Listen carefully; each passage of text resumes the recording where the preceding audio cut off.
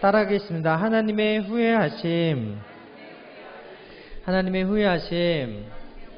네, 세 번째 시간입니다. 인생은 미완성이고 인상은 늘 후회의 연속이고, 그래서 지나고 보면 참 후회할 일이 많은 것이 우리의 삶이 아닌가 생각합니다. 부모님께 효도하지 못했던 것, 돌아가시면 껄껄껄 하는 거죠. 건강을 소중하게 다루지 못했던 것, 건강을 잃어보면 후회하는 것이죠. 시간을 잘 활용했어야 되는데 그렇지 못했던 것, 내가 그 시간을 다 쓰고 이제 인생의 시간이 얼마 남지 않았을 때 하는 후회들이라는 것입니다. 대부분 소중한 게 곁에 있음에도 불구하고 모르고 있다가 잃어버리고 나서 그제서야 소중함을 깨닫고 후회하는 것이 우리의 삶이더라. 성경에 보게 되면 실패하는 사람들이 많이 나와요. 그래서 실패해서 후회하는 사람이 있고, 실패했지만 후회함으로 인해서 더 하나님께 가까이 가는 사람이 있더라는 거죠. 실패해서 후회하면서 회개하지 않은 사람이 있고, 실패해서 후회함으로 하나님께 회개하고 돌이키는 사람이 있더라. 성경은 계속해서 우리에게 경고하는 거예요. 우리 인생은 빠르게 간다. 풀과 같이 베어짐을 당할 것이고, 우리 인생은 속히 가기에 그 인생을 하나님을 경외하며 살아야 된다. 그렇게 가르쳐주고 있거든요. 후회 없이 살도록 계속해서 바른 길로 인도하시고자 계속해서 경고해 주는 것이 성경입니다. 디모데후서 3장 16절인데 함께 읽을까요? 시작. 모든 성경은 하나님의 감동으로 된 것으로 교훈과 책망과 바르게 함과 의로 교육하기에 유익하니, 이나 하나님의 사람으로 온전하게 하며 모든 선한 일을 행할 능력을 갖추게 하려 함이라. 여기 생각해 보세요. 술을 많이 먹으면 그 다음날 후회하고 숙취하는 게 인생 아닙니까? 여러분, 도박을 많이 해서 돈을 다 탕진한 그 사람은 어때요? 후회하는 거예요. 많이 하는데 나한테 유익이 되는 게 있고, 많이 하는데 나에게 유익이 되지 않는 게 있는데, 여러분, 술은 많이 하면 유익이 되지 않습니다. 담배를 많이 하면 유익이 되지 않아요. 여러분, 음란을 가까이 하면 유익이 되지 않습니다. 중독될 만한 도박이라던가 아니면 마약이라던가 세상에서 하지 말라고 하는 그런 약물들을 가까이 하면, 많이 하면 후회하는 거예요. 근데 성경은 하나님을 가까이 하는 것은 절대 후회함이 없다. 하나님의 말씀을 가까이 하는 것은 절대 후회함이 없다. 그렇게 말씀하고 있는 거예요. 후회 없는 인생의 비결과 가이드가 이 성경책 안에 있다. 오늘 사울을 통한 하나님이 가르쳐주고 싶어하는 후회 없는 인생에 대해서 함께 나누는 시간 되었으면 좋겠어요. 첫 번째 따라하겠습니다. 하나님의 후회하심의 의미. 15장 11절 우리 함께 읽겠습니다. 시작. 내가 사울을 왕으로 세운 것을 후회하노니 그가 돌이켜서 나를 따르지 아니하며 내 명령을 행하지 아니하였음이라 하신지라. 사무엘이 근심하여 온 밤을 야훼께 부르짖으니라. 오늘 본문에 보면 하나님이 후회하셨다라는 단어가 나와요. 왜? 사울을 왕으로 세운 것, 사울을 왕으로 삼은 것을 내가 후회했다라는 말씀이 나와요. 그런데 이상하게 성경을 보게 되면 하나님은 후회가 없으시다라는 말이 더 많이 있거든요. 민수기 13장 19절에 보게 되니까 하나님은 사람이 아니시니 거짓말을 하지 아니하시고 인생이 아니시니 후회가 없으시도다. 어찌 그 말씀하신 바를 행하지 않으시며 하신 말씀을 실행하지 않으시랴. 아니, 한쪽에서는 후회한다고 하고 한쪽에서는 후회하지 않는다는 상충된 말을 하고 있다는 것이죠. 많은 성경 연구자들과 신학자들이 이 오랜 시간 이 문제에 대해서 논의를 해왔는데, 여러분, 후회가 뭡니까? 후회는 이전의 잘못을 깨닫고 뉘우치는 때 나오는 감정 아닙니까? 어떤 선택이나 행동이 잘못되었던 것을 깨닫고 더 나았던 선택이 있었음을 알고 나서는 뉘우치는 그 마음, 이것이 후회 아닙니까? 이런 결정하지 말았어야 되는데, 이 길로 가지 말았어야 되는데, 이걸 가까이 하지 말았어야 하는데 하면서 껄껄껄 하는 마음, 이것이 후회 아닙니까? 후회는 인간이 자신의 부족 그리고 그 실수를 인정할 때 생기는 감정이 후회예요. 이 원어, 히브리 원어 후회라는 단어는 나함인데요. 한숨 쉬다, 위로하다, 뉘우치다, 슬퍼하다 뭐 이런 다양한 뜻이 있어요. 성경의 많은 구절에 하나님의 성품과 행동을 우리가 이해할 수 있도록 인간의 언어로 표현해 놓았는데, 인간처럼 하나님이 후회하셨다라는 것을 우리가 잊지 말아야 될 것은, 하나님이 실수했으니까 다른 결정을 해야겠다는 의미가 아니라는 거예요. 사울을 세우신 것을 후회하셨다는 이 표현은 하나님의 뜻에 어긋난 인간의 그 행동에 대해서 하나님께서 진노하시고 또 슬퍼하심을 인간이 이해할 수 있는 단어로 표현하셨다는 거죠. 따라서 하나님이 후회하지 않으신다는 것은 전지전능하시고 완전하시기 때문에 인간처럼 실수로 후회하지 않으신다는 의미고, 하나님이 사울을 세운 것을 후회하셨다라는 그 의미는 사울의 불순종, 교만, 그 태도로 인해서 하나님의 심정이 변화되었음을 강조하는 인간적인 표현이라는 거예요. 여러분, 하나님이 영이시기 때문에 우리가 볼 수도 없고 만질 수도 없고 느낄 수도 없어요. 좌우도 없고 형체도 없으세요. 디모데전서 6장 16절 이렇게 기록하고 있는데 함께 읽겠습니다. 시작. 오직 그에게만 죽지 아니함이 있고 가까이 가지 못할 빛에 거하시고 어떤 사람도 보지 못하였고 또 볼 수 없는 이시니 그에게 존귀와 영원한 능력을 돌릴지어다. 여러분, 이 세상의 모든 피조물은 다 죽음이 있습니다. 어저께 우리 진주자매 사랑하는 강아지가 죽었다는 이야기를 들었어요. 너무 슬프죠. 6년을 키웠는데 아이가 숨을 안 쉬어가지고 죽었다는 거예요. 아무리 사랑해도 죽음의 문제는 인간이 해결할 수 있는 문제가 아니더라는 것입니다. 그런데 성경에 오직 그에게만 죽지 아니함이 있다. 어떤 사람도 보지 못하는 볼 수 없는 영으로 존재하시는 그 하나님이 빛 가운데 거하고 계시고 그 하나님은 후회하심이 없다라고 말씀하고 있는 거예요. 영신 하나님의 형상을 볼 수 없습니다. 그래서 피조물 된 우리는 하나님이 보여주시는 만큼 하나님을 볼 수 있는 존재예요. 이것을 조직신학적 용어로 계시다라고 얘기를 하는 거거든요. 하나님이 우리의 언어로 알 수 있도록 하나님이 어떤 분인가, 하나님의 마음이 어떠신가 성경을 선물로 주시면서 보여주신 것이 이 계시의 책 성경 아닙니까? 그래서 여호수아 1장 8절에 하나님의 마음을 우리가 알고 행하라고 이렇게 얘기하는 거예요. 이 율법책을 내 입에서 떠나지 말게 하며 주야로 그것을 묵상하여 그 안에 기록된 대로 다 지켜 행하라. 그리하면 내 길이 평탄하게 될 것이고 내가 형통하리라. 여러분, 선풍기가 정해진 대로 360도 회전하지 않고 180도를 이렇게 회전하는데 내가 마음대로 360도를 돌리면 망가지는 거예요. 그래서 선풍기가 1단, 2단, 3단이 있는데 마음에 안 든다고 5단까지 내가 땡기면 망가지는 거예요. 설계자의 의도대로 그 설계도에 써 있는 대로 사용 안내서에 써 있는 대로 사용을 할 때 망가지지 않아요. 근데 내가 내 임의대로 선풍기 고개를 막 돌리다가는 선풍기 고개가 나가는 거예요. 아무리 잡아 당기다 보면 3단까지 설계되어 있는 것이 5단으로 되어 가지 않더라는 거예요. 하나님께서 우리에게 성경이 주신 이유가 무엇입니까?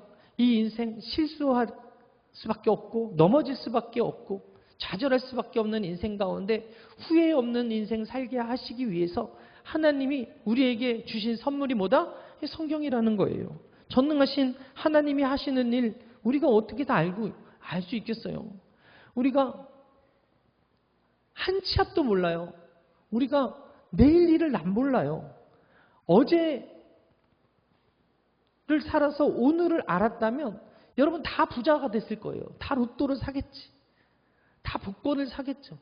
근데 우리가 미래에 될 일을 아무도 몰라요. 재밌는 게 이번 대선에 누가 될 거다 누가 될 거다 점쟁이들이 나와가지고 그러겠는데 반은 맞고 반은 틀려. 무슨 얘기예요? 점쟁이들도 모르는 거예요. 미래는 하나님의 영역이지 귀신의 영역이 아니고 미래는 하나님의 손에 달려있는 것이지 아무리 점을 잘 친다고 하는 사람들도 미래에 누가 대통령이 되고 누가 지도자가 되고 어떤 사건과 사고가 일어날지는 아무도 모르는 거예요. 우리는 하나님이 보여주시는 만큼만 아는 그런 존재라는 거죠. 우리가 하나님을 볼 수 있도록 허락하셨기 때문에 우리에게 허락된 게 바로 이 성경인데, 이 성경을 읽으면 아, 하나님이 이런 마음을 가지고 계시구나, 이런 분이시구나 우리가 유추해 볼 수 있고, 또 하나님 아들이신 예수님의 모습을 통해서 우리가 하나님이 어떤 마음이시고 어떤 분인지 어떤 성품을 가졌는지를 알 수 있지 않습니까? 여러분, 인간의 후의 특징이 뭐냐면 마음이 변화라는 거예요. 인간은 늘 과거를 돌이켜보면서 평가합니다. 그리고 미래에 대해서는 막연합니다. 그래서 이 자신이 과거의 한 선택이 맞았는지, 자기가 바른 일을 한 건지 늘 궁금하고 늘 확인하려고 해요. 그래서 자신의 의도, 자신의 뜻대로 잘 됐으면 좋다고 하는데 안 됐으면 후회하는 것이 인생이다. 따라서 인간의 후회는 그때는 맞았는데 지금은 틀리다라는 생각과 마음의 변화가 있을 때 후회했다라고 얘기하는 거예요. 아무리 성공한 사람이라도 실수 안 하고 성공의 궤도에 오른 사람이 없어. 에디슨도 900번 이상 실수하고 실패하고 넘어져서 전구를 발견하고 전기를 발명하고 그러지 않았습니까? 인생은 그렇게 후회하면서 실수하면서 지어져 가는 것이 인생 아닙니까? 그런 세상에 앞서 말씀드렸지만 성경에 아무리 위대한 인물이라도 후회하는 인생을 살더라. 여러분, 정말 위대한 사도 바울, 그도 후회한 적이 있더라는 거예요. 1차 선교 여행 때 바울과 바나바가 마가 요한을 데리고 갔어. 근데 마가 요한이 힘들었나 봐. 1차 선교 여행 때 그들과 함께 가다가 떠나버렸어요. 그래서 2차 선교 여행 때 다시 바나바가 마가를 데리고 가려고 했는데 이 사도 바울이 뒤끝이 좀 있어가지고 그때 떠났던 사람을 다시 데려갈 수 없다고 해가지고 또 바나바랑 다투지 않습니까? 그러니까 바나바가 마음이 또 상한 거예요. 그래서 또 사도 바울을 떠나는 일이 생겨. 이런 갈등 속에서 추후에 디모데후서 4장 11절 이하에 보게 되면 사도 바울이 마가를 데려와라. 그가 나의 일에 유익하다. 이렇게 얘기를 하는 거예요. 그 관계 속에서 미흡함이 있었고 후회가 남았다라고 얘기하는 거죠. 또한 사도 바울이 많은 편지를 썼는데 특별히 고린도에 쓴 편지를 가지고서 후회한 기록이 기록되어 있어요. 사랑이 있기 때문에 여러 가지 심각한 도덕적 타락과 분쟁과 거짓 교사의 등장에 화가 나서 고린도전서에 이 문제를 지적을 했어요. 그럼에도 불구하고 상황이 개선되지 않으니까 매우 아픈 마음으로 그들을 책망하는 편지를 썼어요. 그 편지로 인해서 고린도 교회 성도들이 근심하게 된 것, 이것을 듣고 후회했다라고 기록하고 있어요. 고린도후서 7장 8절 이하 우리 함께 읽겠습니다. 시작. 그러므로 내가 편지로 너희를 근심하게 한 것을 후회하였으나 지금은 후회하지 아니함은 그 편지가 너희로 잠시만 근심하게 한 줄을 알미라. 고린도 교회에 신랄하게 비판하는 편지를 썼는데 그로 인해서 고린도 교회 사람들이 상처를 입고 그로 인해서 힘들어하는 것을 듣고서 아, 내가 괜히 썼나 하는 그 후회가 있었지만 결국 그 근심이 영적 성숙과 회개로 이끌었기 때문에 그 고린도 교회를 바로 세워주는 촉매제가 되었기 때문에 지금은 후회하지 않는다라고 이야기하고 있는 거예요. 여러분, 그 피부에 곪은 것은 이렇게 도려내야지 아무리 약을 바른다고 해도 죽은 피부는 다시 새살이 되지 않아요. 이 교회 안에 영적으로 넘어지게 하는 것들이 있다면 주의종이 권면해서 그리고 강력하게 얘기해서 끊어내는 것이 맞고 수술하는 것이 맞아요. 그거에는 상처받는 사람도 있을 거고 그 일에는 아파하는 사람도 있을 거예요. 그리고 그 일을 행하는 죄의 정도 괜히 말했나? 참을 걸 하는 후회도 있을지 몰라요. 그럼에도 불구하고 결국에는 이 교회의 머리는 하나님이시고 예수님이시기 때문에 그 아픔의 그 진통을 통해서 더욱더 영적으로 성숙하고 그들이 회개하고 하나님께로 돌아온다면 주의 종은 어떤 사람이어야 돼요? 잘못을 신랄하게 이야기하고 하나님께로 돌아오게 하는 것이 주의 종의 역할이고, 성도들의 역할은 뭐예요? 말씀의 거울 앞에서 틀리지 않은 것이면 우리가 회개하고 나중에 후회할 것이 아니라 회개하고 돌아오는 것이 하나님이 기뻐하시는 일임을 기억하시게 되기를 바랍니다. 아무리 영적인 거장이었고 성경에서 인정했던 인물이라고 해도 후회가 남는 게 인생이에요. 그런데 성경에 하나님 후회가 없으시다는, 실수하지 않으시고 하나님의 계획은 완벽하시다라고 이야기하는 거예요. 성경에 후회하신다는 표현이 창세기에 나와요. 하나님의 심판이 선언되었을 때 그때 후회하셨다, 한탄하셨다라는 말이 나오거든요. 창세기 6장 6절 이하 우리 함께 읽겠습니다. 시작. 땅 위에 사람 지으셨음을 한탄하사 마음에 근심하시고 이르시되 내가 창조한 사람을 내가 지면에서 쓸어버리되 사람으로부터 가축과 기는 것과 공중의 새까지 그리하리니 이는 내가 그것들을 지었음을 한탄함이라 하시니라. 한탄하셨다, 하나님이 근심하셨다, 이것이 곧 사람 지으셨음을 후회하셨다라는 의미인데 왜 그렇습니까? 노아 시대 아시다시피 악이 너무나 관영해서 세상에 관영하는 이 악 때문에 물로 심판할 수 없는 그런 상황이었다는 거예요. 사람의 마음과 생각하는 모든 것이 악했기 때문에 그래요.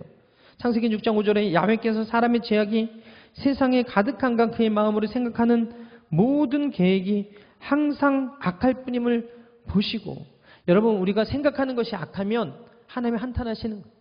우리가 선택하는 것이 악하면 하나님 후회하시는 거예요. 계획을 바뀌시는 거예요. 여러분들에게 좋은 것을 주실 거예요. 여러분 인생은 잘 될 거예요. 그런데 말씀에 따라 살지 아니하고 말씀을 빗나가 항상 하나님이 기뻐하시는 것을 선택하는 것이 아니라 하나님이 싫어하고 가증히 여긴 것을 선택해. 그럼 그때 하나님이 한탄하시는 거예요. 그때 하나님이 여러분들이 향한 선한 계획을 바꾸시는 거예요. 그러면 뭐예요? 심판이 오는 거예요. 성경에 보면 하나님께서 꼭 시대마다 사람을 통해서 일하셨거든요. 사람을 바꾸시는 거예요. 하나님이 사울을 왕으로 삼으신 것을 후회하셨다라는 것은 곧 사람 바꾸시기를 결정하셨다는 거예요. 하나님의 마음이 아프지만 오려내야 된다, 도려내야 된다. 골문 것은 도려내고 새로운 삶이 돋아나도록 사울을 버리고 다윗을 선택해야 되겠다. 이 표현이 곧 사울을 왕으로 삼은 것을 후회하셨다. 하나님 마음이 아프셨다는 거예요. 안타깝게 성경에 하나님이 쓰시는 사람이 100% 완전하지 못했어요. 초대왕 사울이 처음에는 겸손했지만 후에는 교만해서 불순종함으로 하나님보다 사람을 더 두려워하는 왕으로 변질되니까 하나님의 마음을 아프게 하더라. 요나 선지자 니느웨로 가가지고 외치라고 했는데 다시스로 가잖아요. 도망을 가잖아요. 왜? 그들은 심판받아도 될 아마 그 민족이니까. 아수르 민족이니까. 내 생각에는 그 사람들은 저주받아도 되고 죽어도 되는데 하나님은 그들을 향한 선한 마음이 있더라는. 그래서 요나를 들어 가라고 하는데 안 가는 거예요. 근데 뱃속에서 어때요?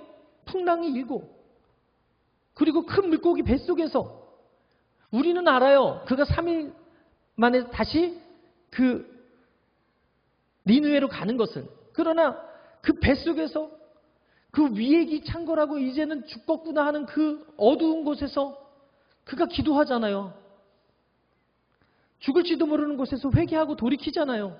하나님께서 다시 그에게 제 사명을 주시죠.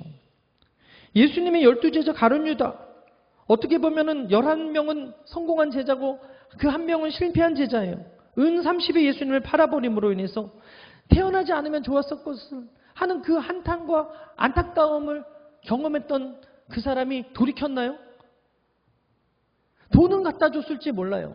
근데 하나님 앞에 베드로처럼 베드로는 배반하고 나서 하나님 앞에 펑펑 울고 회개했잖아요. 근데 가룟 유다는 돌이켰다는 얘기가 없어요. 회개했다는 얘기가 없는 거예요. 여러분, 하나님은 우리가 실수하는 거 아시고 후회하는 거 아시고 넘어지는 거 아시고 좌절하는 거 아시고 잘못된 선택하는 거 아세요. 그때마다 우리를 심판하고 우리를 치시는 하나님이 아니라 그때마다 말씀을 주시고 설교를 통해서 내가 잘못했구나 깨닫게 하시고 어떻게 해요? 하나님께 돌아오라. 회개해라. 하나님을 가까이 해라. 그럴 때 또 은혜를 주시고 세컨드 찬스를 주시는 분이 우리 하나님이심을 기억하시게 되길 바랍니다. 우리 모두는 언제든지 사울과 같이 요나와 같이 가돈 유다와 같이 실수하고 후회할 수 있어요. 그러나 후회 이후에 어떤 반응을 하느냐, 계속해서 내가 맞다고 생각하는 자는 버림받는 것이고 잘못했습니다 하고 주님 앞에 돌아오는 자는 다시 쓰임 받는 거예요. 그래서 오늘 이 아침에 하나님이 후회하시며 사울을 버리신 이유를 잘 살펴봐서 하나님의 마음을 아프게 하는 것이 아니라 하나님이 우리를 부르시고 선택하심에 후회가 없게 우리의 남은 삶과 사역 가운데 적용하는 비결을 배워보고자 합니다. 두 번째 따라하겠습니다. 하나님이 선택하신 겸손한 사울. 이스라엘 백성들이 사무엘에게 왕을 달라고 간청을 하죠. 하나님이 처음에는 왕이 너희를 힘들게 할 거야 하면서 거절하시는데 이웃나라가 다 왕이 있으니까 우리에게도 왕을 주십시오. 그렇게 간청을 해요. 힘들어도 괜찮다. 세금 내도 괜찮다. 우리를 지켜줄 왕을 달라고 이야기하는 것이죠. 그래서 하나님께서 최초의 왕을 허락하신 그가 사울 아닙니까? 사무엘상 15장 1절에 사무엘이 사울에게 이르되 야훼께서 나를 보내어 왕에게 기름을 부어 그의 백성 이스라엘 위에 왕을 삼으셨은즉 이제 왕은 야훼의 말씀을 들으소서. 사울은 준수한 외모를 가진 훈남이고 다른 사람보다 머리가 하나 더 있는 어깨가 더 벌어졌던 기골이 장대한 장부였어요. 사울의 외모에 대해서 성경이 뭐라고 얘기하냐면 사무엘상 9장 2절에 기스에게 아들이 있었으니 그는 사울이요 준수한 소년이라 이스라엘 자손 중에서 그보다 더 준수한 자가 없고 그의 키는 모든 백성보다 어깨 위만큼이나 더 컸더라. 용맹하고 겸손한 사람을 하나님께서 세우셨어요. 그런데 그 출신이 뭐냐면 시골의 평범한 농부의 아들이었다는 거죠. 사무엘상 9장 1절 이하에 베냐민 지파에 기스라 이름하는 유력한 사람이 있으니 그는 아비엘의 아들이요 스톨의 손자요 베고탓의 증손이요 아비아의 현손이며 베냐민 사람이더라. 12지파 중에 베냐민이 가장 어리고 수가 적고 볼품이 없던 그런 집안에서 하나님께서 사울을 선택하셨다. 농부의 아들이 이스라엘의 왕이 되었다는 거예요. 그를 처음 선택했을 때 그의 겸손함이 하나님 마음에 드셨어요. 사무엘이 사울을 찾아 머리에 기름을 부었을 때 사울은 행구 사이에 숨었습니다. 강제로 이끌어내서 이스라엘의 초대왕으로 삼았음에도 불구하고 왕의 자리로 나가지 않았던 그런 사람이었어요. 그러던 어느 날 암몬이라고 하는 족속이 이스라엘에 쳐들어오고 이스라엘 외곽에 길르앗 야베스라고 하는 족속이 먼저 항복을 합니다. 그런데 암몬 사람들이 뭐라고 얘기하냐면 니들이 우리에게 진짜 항복을 하는 거면 니들 형제나라 이스라엘에 가서 그들의 누나를 뽑아와라. 그럼 내가 너희들을 받아줄 거야. 잔인하죠. 우리에게 항복해서 우리 종이 되길 원하면 충성의 표시로 이스라엘 사람들의 눈을 뽑아오라는, 오른쪽 눈을 다 뽑아오라는. 그러자 이것을 우리가 어떻게 하냐고 이스라엘에게 와서 또 하소연을 하는 거예요. 사무엘상 11장 1절 이하에 암몬 사람 나하스가 올라와서 길앗 야베스에 맞서 진침해 야베스 모든 사람들이 나하스에 이르되 우리 언약하자 그리하면 우리가 너를 섬기리라 하니 암몬 사람 나하스가 그들에게 이르되 내가 너희를 오른 눈을 다 빼야 너희와 언약하리라. 내가 온 이스라엘을 이같이 모욕하리라. 이 소리를 마침 소를 몰고 올라오던 사울이 들었어요. 그리고 그 속에 의분이 일었고 그 속에 하나님의 영이 감동했어요. 사무엘상 11장 6절에 사울이 이 말을 들을 때 하나님의 영이 크게 감동되매 그의 노가 크게 일어나서 그리고 나서 백성들을 모으고 각자 집에서 가져 나올 수 있는 무기를 가지고 나와서 전쟁하자고 이야기를 합니다. 하나님의 능력이 임하였고 이스라엘 백성들에게 임하여서 결국에는 암몬에게 승리하게 되죠. 사무엘상 11장 11절에 이튿날 사울이 백성을 3대로 나누고 새벽에 적진 가운데 들어가서 날이 더울 때까지 암몬 사람을 치매 남은 자가 다 흩어져서 둘도 함께한 자가 없었더라. 그렇게 하나님이 사울을 사용해서 암몬 사람들을 다 쳐버렸어요. 게손 장군이 돼서 돌아오는 사울을 백성들이 만장일치로 초대 왕으로 세웠어요. 사무엘이 사울에게 당신이 이스라엘 백성들이 사모하는 지도자입니다 라고 했을 때 그가 뭐라고 대답했냐면 저는 베냐민 지파에 속한 미약하고 나약한 사람입니다 이렇게 얘기했어요. 겸손하게. 그가 처음에 기름 부음 받았을 때는 하나님 앞에서 사람들 앞에서 겸손했다는 거예요. 왕으로 추대된 사울이 선지자 사무엘을 잘 듣고 순종해서 나아갔을 땐 이스라엘이 가는 곳마다 사울이 가는 곳마다 승리하게 되었어요. 약소 민족이었던 그 이스라엘이 강대국이 되고 주변의 나라의 조공을 받는 그런 나라가 되게끔 하나님이 만들어 주셨어요. 이것이 지도자가 하나님 앞에서 어떤 태도를 취해야 되느냐 중요하다라는 거예요. 지도자가 하나님을 잘 섬기고 겸손할 때 하나님은 그 지도자를 통해서 그 나라를 부강하고 강하게 만드시는 거예요. 근데 지도자가 교만하고 겸손하지 아니하다 그럼 그 피해는 오롯이 그 백성들이 받는 거예요. 그래서 우리는 이 대통령 뽑기 전에는 겸손한 자가 세워지도록 기도해야 될 것이고 세워졌으면 그가 하나님 앞에서 더 겸손해야 됩니다. 겸손한 지도자가 되게 해달라고 기도해야 될 줄 믿습니다. 지도자가 겸손한지 교만한지에 따라서 피해는 백성들이 보기 때문에 그래요.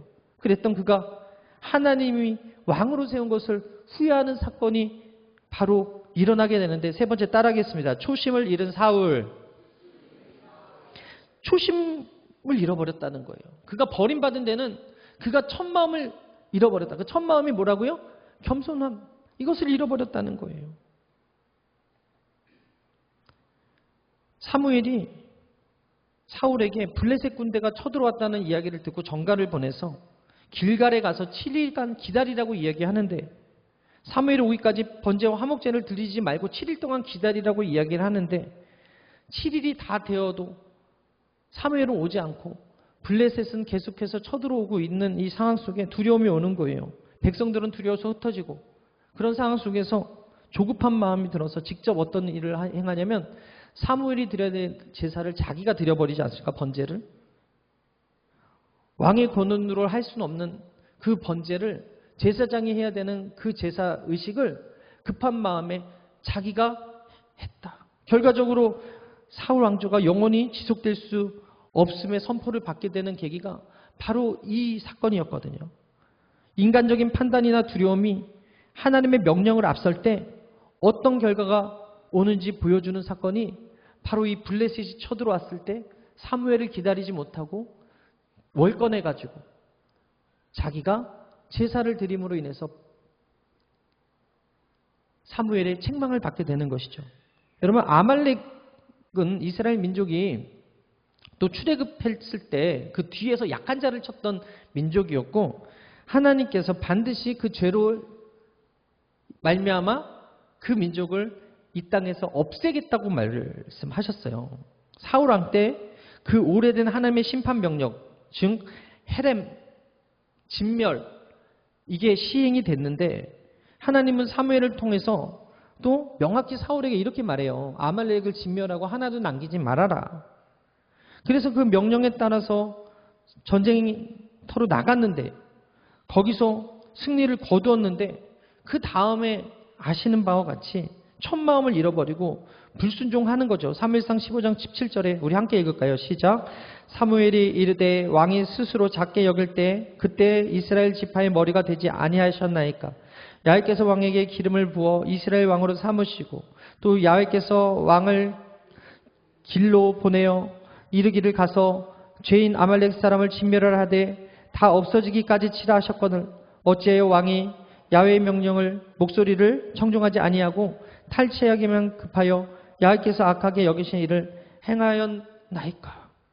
여러분 하나님은 아말렉을 진멸 즉 헤렘하라고 명령했는데 불순종했다는 거예요. 어떻게 불순종했어요? 사무엘상 15장 1절 이하에 사무엘이 사울에게 이르되 야훼께서 나를 보내어 왕에게 기름을 부어 그의 백성 이스라엘 위에 왕으로 삼으셨은즉 이제 왕은 야훼의 말씀을 들으소서.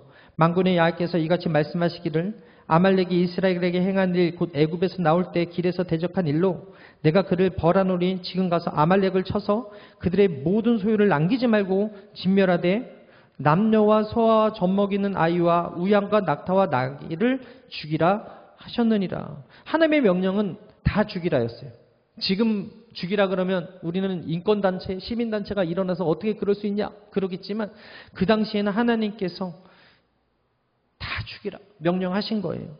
헤렘은 히브리어로 완전히 바치다, 봉헌하다, 파멸시키다, 진멸하다라는 뜻인데 이 헤렘법은 구약 성경에 특정 대상이나 성읍이나 물건이나 사람이나 가축 등을 하나님께 온전히 드리고 인간이 취하지 못하는, 즉 그들을 다 불사를 때 그 모든 불사름이 하나님 앞에 향기가 된다라고 해서 헤렘법이라고 이야기하는데 그 명령을 따르지 않은 거예요. 내 생각에 보니까 염소 괜찮은 거예요. 양이 괜찮은 거예요. 숫소가 괜찮은 거예요.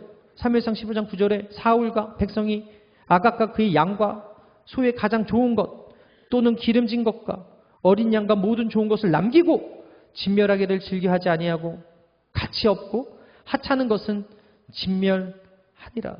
하나님이 온전한 제사, 온전한 예배를 받으시고자 100% 다 내게 드려라 했는데 내가 볼 때 좋은 것은 자기가 취하고 나쁜 것은 하나님께 드리는 이런 악을 행한 거예요.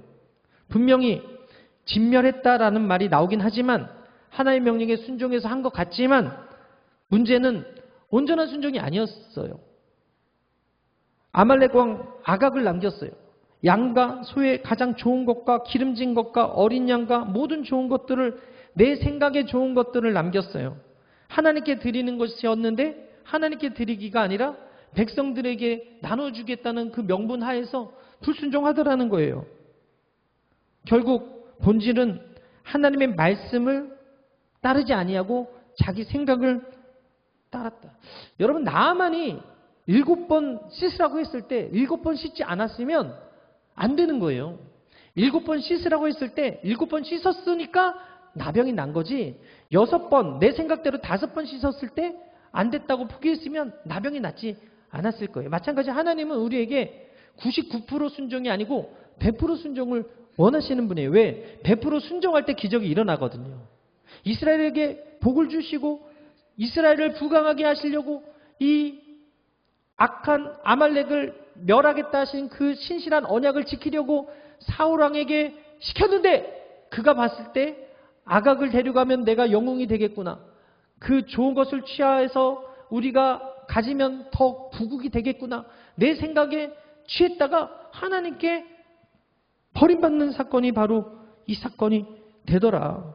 여러분, 성경에 보게 되면 가나안 초기 당시 아간이요, 여리고가 무너지고 나서 하나님께 다 가지고 오라고 했던 그 전리품들을 취하죠. 시랄산에 아름다운 외투 한 벌과 은 200세겔과 금 50세겔 몰래 가져다가 숨겼다가 발각돼서 결국 그로 인해서 모든 사람, 그 가족이 돌에 맞아 죽고 불살림을 당했거든요.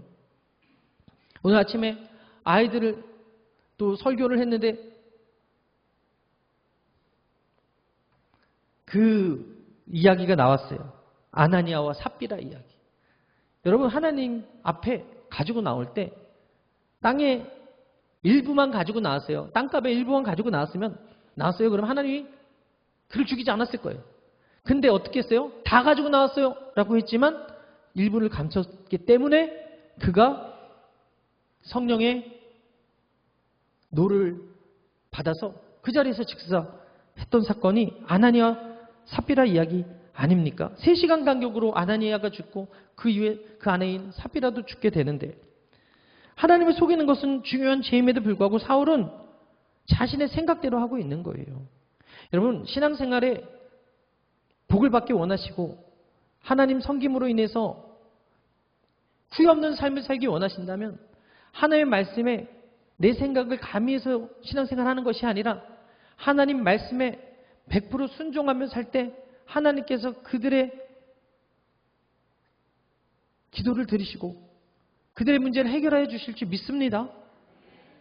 사무엘이 하나님의 말씀하지 않는 그 순종하지 않는 사울을 책망하기 위해서 찾아가요. 사무엘상 15장 19절에 어찌하여 왕이 야훼의 목소리를 청종하지 아니하고 탈취하기에만 급하여 야훼께서 악하게 여기시는 일을 행하였나이까. 죄를 지적당했을 때 즉시 회개했으면 또 쓰임 받았을 텐데 인정하기보다는 자꾸 변명하고 책임 회피에 급급하고 하나님을 두려워하지 아니하고 사람들을 두려워하고 자신의 문제를 외부의 환경 탓으로 이야기하는 거예요. 사무엘상 15장 24절에 사울이 사무엘에게 이르되 내가 범죄하였나이다. 내가 야훼의 명령과 당신의 말씀을 어긴 것은 내가 백성을 두려워하여 그들의 말을 청종하였습니다. 여러분, 우리는 세상 사람들의 말을 듣고 세상 사람들을 두려워하는 존재가 아니라 하나님의 말씀을 듣고 하나님을 두려워하는 사람임을 믿으시게 되기를 바랍니다. 결국 하나님의 뜻보다 자신의 판단, 계획을 중시했던 하나님을 두려워하기보다 사람을 두려워했던 그는 심판 선언을 받죠. 사무엘상 15장 28절에 사무엘이 그에게 이르되 야훼께서 오늘 이스라엘 나라를 왕에게 떼어 왕보다 나은 왕의 이웃에게 주셨나이다. 결국 아말렉과의 전쟁은 하나님의 계획이고 하나님의 전쟁이고 하나님이 승리하게 하셨어요. 그 사울이 또 어떤 일을 벌입니까? 자기 자신을 위한 기념비를 세우더라는 거예요. 길갈이라는 곳에서 처음에 왕이 됐던 그곳에서 이제는 아말렉을 진멸한 그 기념으로 자신을 위한 기념비를 세우더라. 사무엘상 15장 12절에 사무엘이 사울을 만나려고 아침에 일찍 일어났더니 어떤 사람이 사무엘에게 말하여 이르되 사울이 갈멜에 이르러 자기를 위하여 기념비를 세우고 돌이켜 행하여 길갈로 내려갔더라. 여러분, 사울이요 통치 기간을 보니까 약 이스라엘을 40년 동안 다스렸는데 신학자들이 해석할 때 그가 버림받은 때가 언제였냐면 사울이 왕으로 뽑히고 불과 1, 2년 후에 버림받았다. 그렇게 해석해요. 1, 2년 전에는 겸손했는데 1, 2년 동안 교만이 들어가서 첫마음을 잃어버리니까 결국 자신의 이름을 내는 기념비를 세우더라. 아말렉을 진멸하게 하신 것이 사울이 잘나서가 아니고 블레셋을 이기게 하신 것이 사울이 잘나서가 아니고 모압과 암몬 무리를 이기게 하신 것이 자기가 잘나서가 아니라 하나님께서 함께 하심으로 다 이기게 하셨는데 나를 위해 기념비를 세우다. 하나님께 영광이 아니고 나의 이름을 높이려고 하는 게 이 교만.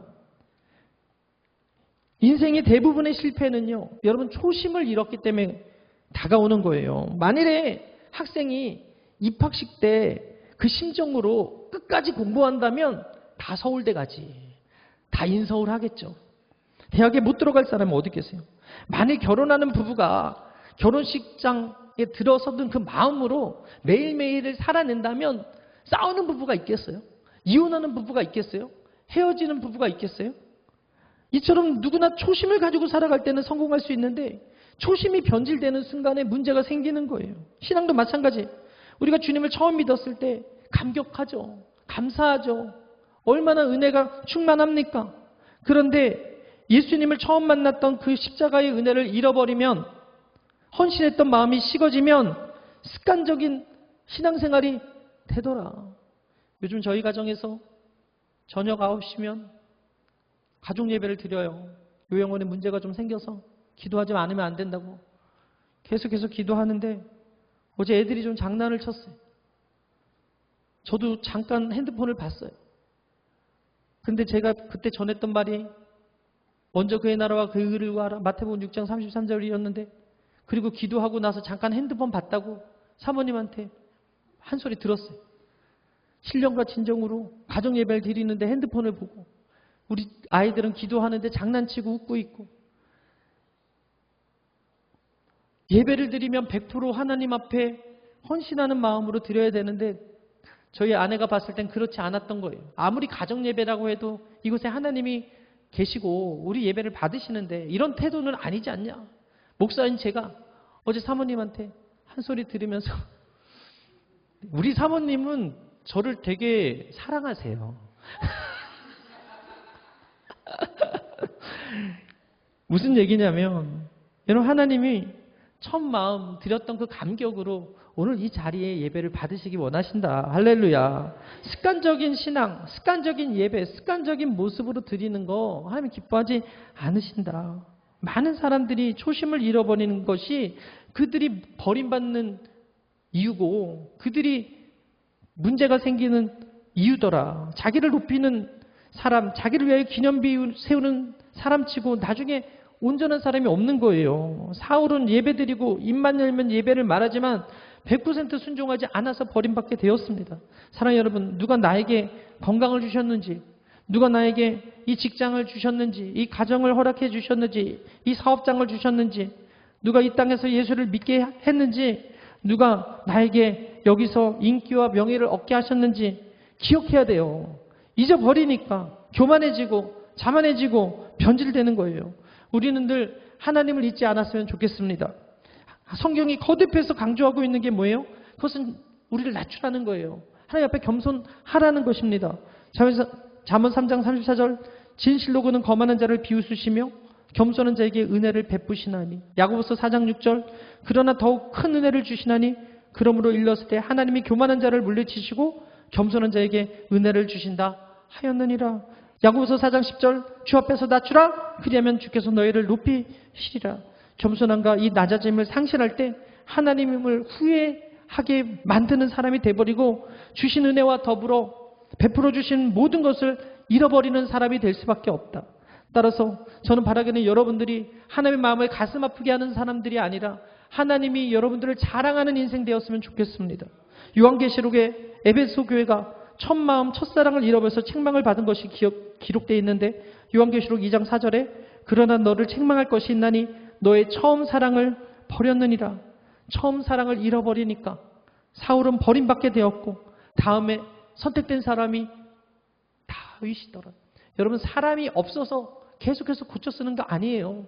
사람 많아요. 근데 나를 불러주셨고 선택하셨고 쓰시겠다 하셨다면 우리가 그 은혜에 감격해서 오늘 더 열심 품고 주님을 위해서 섬길 때 하나님께서 쓰시는 것이지. 여러분, 신앙의 영적 거장들도 실수한다니까요. 다윗도 실수 안 했습니까? 여러분, 다윗도 실수해서 교만할 때도 있었고 그가 바세바를 취함으로 인해서 넘어질 때도 있었지만 그가 무명의 그 나단 선지자의 그 책망을 듣고 돌이켜서 무릎 꿇었을 때 하나님께서 그를 다시 쓰시잖아요. 마찬가지 사무엘하 3장 1절에 우리 마지막으로 함께 읽겠습니다. 시작. 사울의 집과 다윗의 집 사이에 전쟁이 오래매 다윗은 점점 강하여 가고 사울의 집은 점점 약하여 가니라. 점점 강하여 가는 다윗과 점점 약하여 가는 사울의 차이가 무엇입니까? 똑같이 실수했을 때, 똑같이 넘어졌을 때 변명하느냐, 회개하고 돌이키고 하나님께 나오느냐, 그 차이라는 거예요. 첫 마음을 잃어버리고 겸손을 잃어버리면 교만하게 되고 결국 하나님을 대적하고 사람을 두려워하게 됩니다.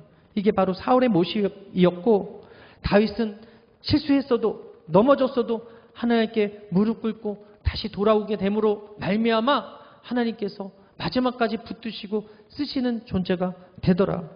말씀을 마치겠습니다. 저는 바라기는 여러분들이 하나님을 후회하게 만드는 그런 사람이 아니라 슬퍼하게 하고 가슴 아파하게 하는 그런 사람이 아니라 사랑과 첫 마음을 잃어버리지 않는 그 겸손함으로 하나님께서 끝까지 붙드시고 귀하게 쓰시는 사람들 되시기를 주님의 이름으로 축원합니다.